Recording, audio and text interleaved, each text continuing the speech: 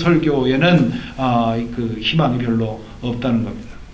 둘째로 목회는 결국은 그렇다면 서로 보살펴 동행들이 함께 구원의 길에서 진보할 수 있도록 돕는 일이다.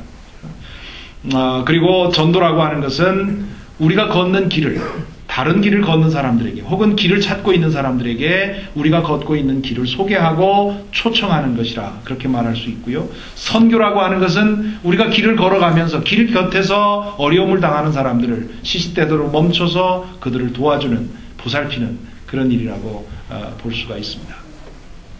이렇게 본다면 목회 혹은 설교의 세 초점을 생각해 볼 수가 있는데 첫째는 persuasion입니다. 설득이지요.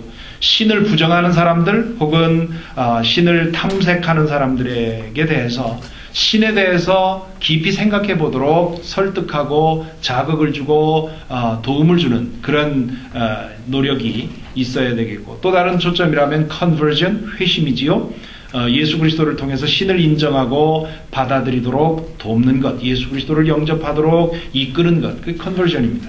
세 번째로는 트랜스포메이션이죠. 변화입니다.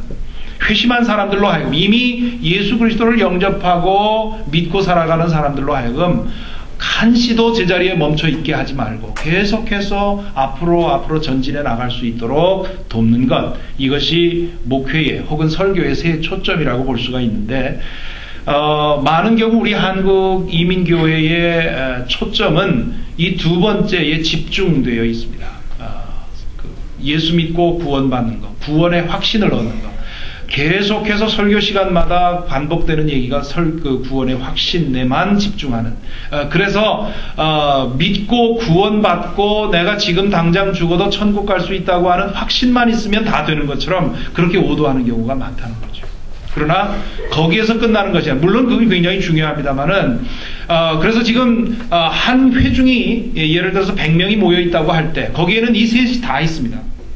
회중이 100명이 모여 있을 때 그 중에 아직도 탐색하고 있는 사람들 있고요. 거기에는 예수 그리스도를 주님으로 영접할 그런 그 터닝 포인트에 가까이 와 있는, 티핑 포인트에 가까이 와 있는 사람도 있고요. 이미 그렇게 믿고 받아들이고 있는데 거기서 계속해서 앞으로 나가야 될 필요성이 있는 사람들이 있습니다.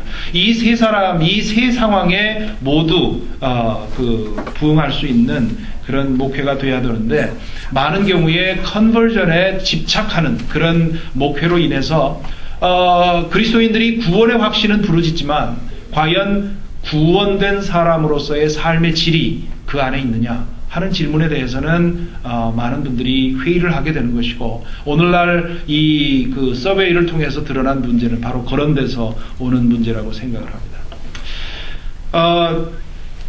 제가 동료 목회자들에게 드릴 말씀은 외람된 말씀입니다만은 동료 목회자들이 아니라 그저 제가 생각하는 대로 목회자가 갖춰야 할 크게 네 가지 영역에서 네 가지를 생각을 하는데 첫째는 밀도 있는 영적 생활입니다. 영성 생활. 하나님과의 밀도 있고 지속적인 사귐을 통해 영적으로 늘 목회자가 건강해야 된다. 목회자의 셀프 케어, 특히 셀프 스피리추얼 케어가 목회자에게는 가장 중요한 책임이라는 거죠. 유진 피터슨이 그런 말을 한 적이 있습니다. 목회자가 동분서주 분주하게 사는 것은 목회자의 가장 큰 직무유기다. 그런 얘기를 했습니다.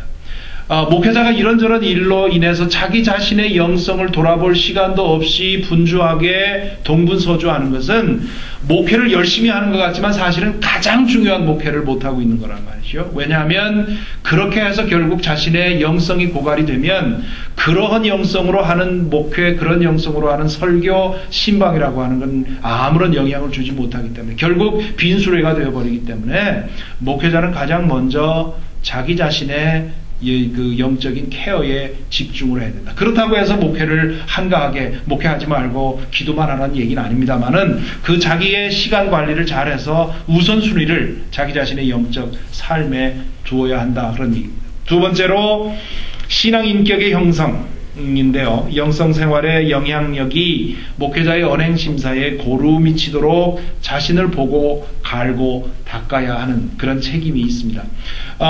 목회자가 완전한 사람은 아니지요. 아무리 우리가 신앙적으로 깊다 하더라도 완전할 수는 없는 일입니다. 그러나 성령의 능력으로 인해서 변화해가는 그런 변화의 과정은 우리 속에 반드시 있어야 함께 다른 성도들에게도 그런 영향력을 미칠 수 있겠지요. 세 번째로 건전한 신학 형성입니다. 한쪽으로 치우치지 않는 신학 사고를 위해서 폭넓게 독서하고 사색하고 질문하고 대화하는 그런 신학적인 그런 신학적인 포메이션이 매우 중요한데 교회 현장에서는 이것이 너무 무시되는 경향이 있습니다.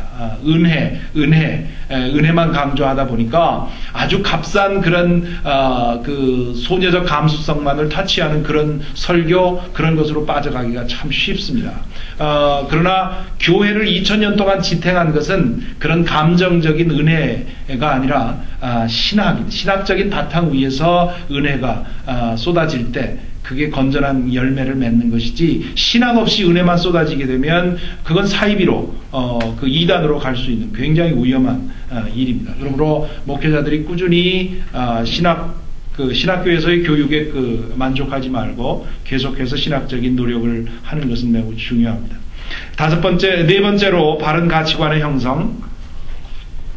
성경에 근거한 바른 가치관을 세우고 그것을 지키도록 목회 안에서 자신의 삶 속에서 그런 것들을 위해서 힘써야 한다는 그런 말씀입니다. 제가 말 주변이 없어서 굉장히 무겁게 지금 좌중을 만들어 놓은 것 같습니다만은 제가 맨 처음 목회를 시작할 때 저희 부친께서 장로님이신데 저는 어릴 때부터 저는 모태신앙으로 자라왔고요. 저희 아버님께서는 늦게 회심하시고 이제 장로님이 되셨는데, 교회를 섬기시면서 참 목사님과의 갈등 혹은 교회의 문제 이런 것으로 인해서 고민하는, 밤잠을 못 자고 고민하고 기도하는 모습을 옆에서 많이 봤습니다. 그래서 제가 신학교를 가겠다고 할 때도 가장 먼저 반대하신 분은 아버님이십니다. 내 자식이 그런 일을 하도록 내버려두고 싶지 않다 해서 반대를 하셨는데, 물론 나중에 철들고 나서는 찬성을 하셨습니다만은, 제가 목회를 시작하기 전에 아버님께 그런 부탁을 드렸습니다.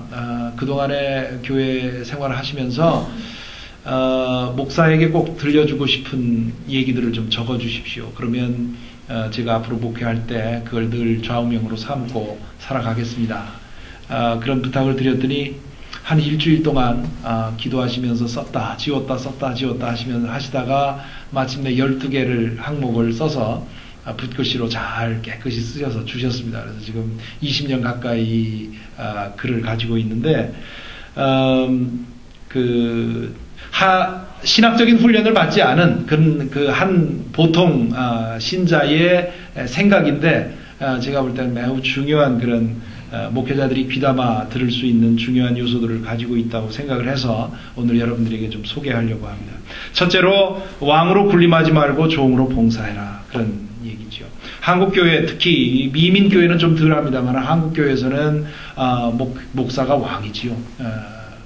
그래서 한국교회에 익숙해 있던 분들이 미국에 오면 갑자기 떨어진 목사의 권위를 보고는 어떻게 행동해야 될지 어떻게 대접해야 될지 당황스러워하는 그런 모습을 보게 되는데, 목회자뿐만 아니라 그리스도인들은 모두 종인 존재들이지요. 그 종으로서의 자신의 사명을 인식하는 것. 제가 신학교에 있을 때 목회자들에게 이런 얘기를 자주 하면